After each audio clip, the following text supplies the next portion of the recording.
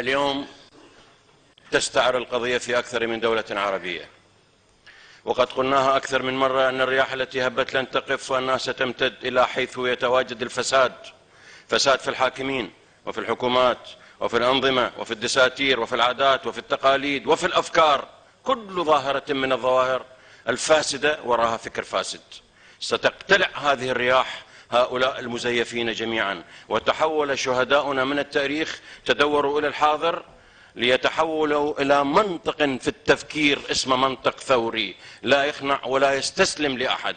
هذا هو عصر انتصار الشعوب، وعلينا أن نوجه كلامنا من هنا من العمق البرلماني العراقي إلى أعماق شعوبنا في كل منطقة من مناطق العالم، أنهم يجب أن يرتقوا إلى مستوى مهماتهم وأن يواجهوا ويتقدموا ضحايا تستحق العقيدة والمبادئ ومعالجة الفساد، تستحق أننا نضحي متأسين بمراجعنا وشهدائنا. في خاتمة هذه الكلمة لابد أن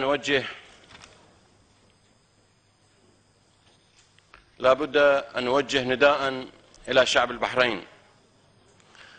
لقد كان شعب البحرين شعبا عظيما مثل بقية الشعوب، لكني أظن أن صفحة من صفحات البحرين ازدادت عظمة لأنها كشفت الزيف الإعلامي الذي كان حياديا ويبدو حياديا إلى الأمس القريب، ولكن ما أن وضع على دكة البحرين إلا وبان زيفه. صارت البحرين طائفية. نحن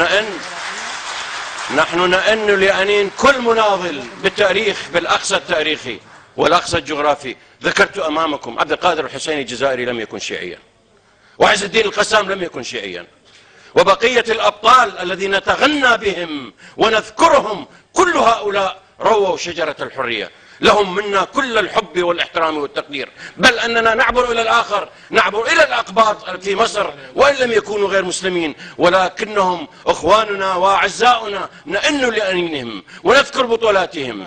هؤلاء الذين كانوا يبدون أنهم معتدلون عندما جاءت إلى البحرين بانت طائفيتهم المقيتة. نحن ضد الطائفية، لا نتصور مجتمع من دون سني وشيعي، يتكاملون. مشكلتنا ليست السني وليست الشيعي، مشكلتنا الطائفية سنية كانت أم شيعية. نحن مع أبطال البحرين في كل مكان، ونحن ندرك أن الشعب البحرين تحرك بكامل أجزائه بكل أبناء مذاهبه بالسنة والشيعة بمختلف الاتجاهات.